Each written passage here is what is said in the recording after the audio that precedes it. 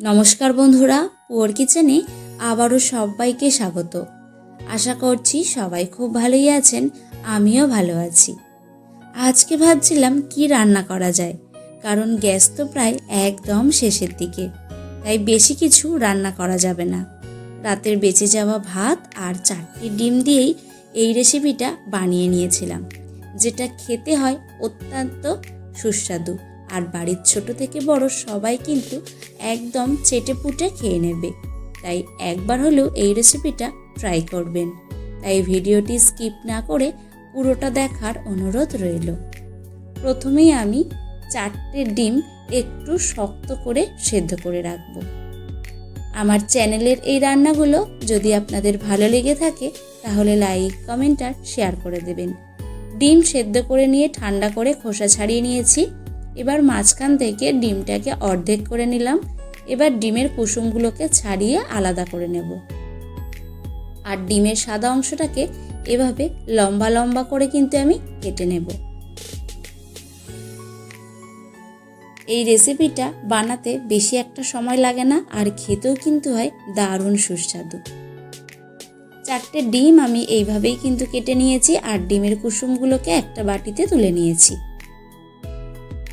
এবারে একটা কড়াই বসিয়ে দেব, আর কড়ার মধ্যে একটু বেশি পরিমাণেই সাদা তেল গরম করে নেব। তেল ভালো করে গরম হয়ে গেলে দিয়ে দেব পেঁয়াজ কুচি।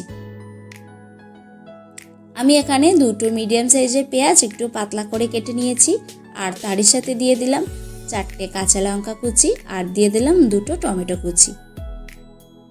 এবার এই পেঁয়াজ, টমেটো আর কাঁচা লঙ্কাটাকে খুব ভালো করে ভেজে নেব। যতক্ষণ না টমেটোটা গলে যাচ্ছে আর পেঁয়াজটা নরম হচ্ছে ততক্ষণ কিন্তু ভেজে নিতে হবে। এখানে একটা কথা বলে রাখি, যারা আমার চ্যানেলটিকে এখনও সাবস্ক্রাইব করেননি তারা চ্যানেলটিকে সাবস্ক্রাইব করে নোটিফিকেশান অল করে রাখবেন, যাতে আমি নিত্য নতুন ভিডিও ছাড়লেই আপনারা সবার আগে দেখতে পারেন। পেঁয়াজ, টমেটো আমি খুব ভালো করে ভেজে নিয়েছি। দেখুন এখন টমেটো আর পেঁয়াজটা কিন্তু অনেকটাই নরম হয়ে গিয়েছে। এখন আমি দিয়ে দেব স্বাদ মতো লবণ, আর দেব হাফ চামচ রসুন বাটা, হাফ চামচ আদা বাটা। এবার এই আদা আর রসুনটাকে ভালো করে একসাথে কষিয়ে নিতে হবে।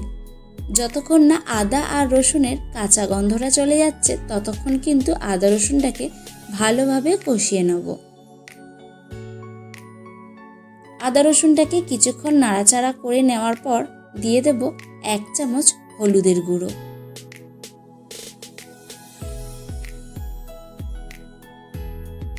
গ্যাসের ফ্লেমটা একদম মিডিয়ামে রেখে আমি ভালো করে মশলা কষিয়ে নিয়েছি।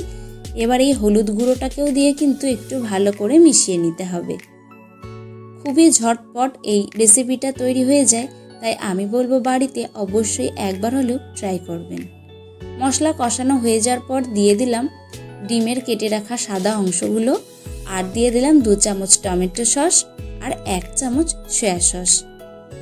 এবার এই সসগুলোকে ডিমের সাথে খুব ভালো করে মিশিয়ে নিতে হবে। এই পর্যায়ে কিন্তু গ্যাসের ফ্লেমটা একদম স্লোতে রেখে ভালো করে ডিমের সাথে সসগুলোকে মিশিয়ে নেব।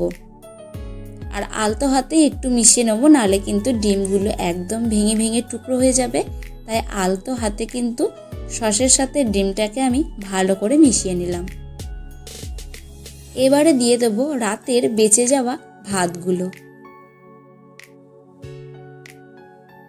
আর তারই সাথে দেব 2 চামচ গোলমরিচের গুঁড়ো।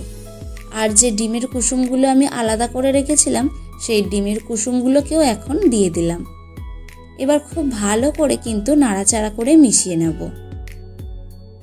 আর এইভাবে যদি একবার এই রেসিপিটা বানান, দেখবেন দুপুরে বা রাতের খাবারে এই এক পদ দিয়েই কিন্তু পুরো ভাতটাই খাওয়া হয়ে যাবে, আর কিন্তু কিচ্ছু লাগবে না।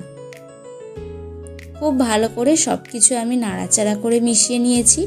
যখন সস, মশলা, ভাত সব কিছু ভালোভাবে মেশানো হয়ে যাবে, তারপর নামানোর আগে অল্প একটু ধনেপাতা কুচি দিয়ে নাড়াচাড়া করে মিশিয়ে নামিয়ে নিলে কিন্তু এই দারুণ টেস্টি রেসিপিটা তৈরি হয়ে যাবে।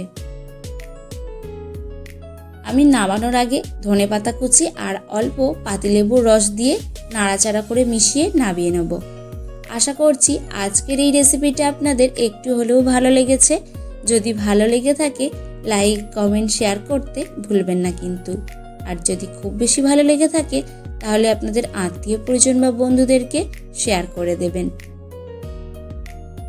এবার ঝটপট প্লেটের মধ্যে শসা পেঁয়াজ কুচির সাথে এই ভাতের রেসিপিটা একবার খেয়ে বলুন তো কেমন লাগলো। আর এইভাবে বানালে বাচ্চা বা বড়রা সবারই কিন্তু খুবই পছন্দ হবে। আজ এখানেই শেষ করছি। দেখা হচ্ছে অন্য কোনো রেসিপিতে। ভালো থাকবেন, সুস্থ থাকবেন।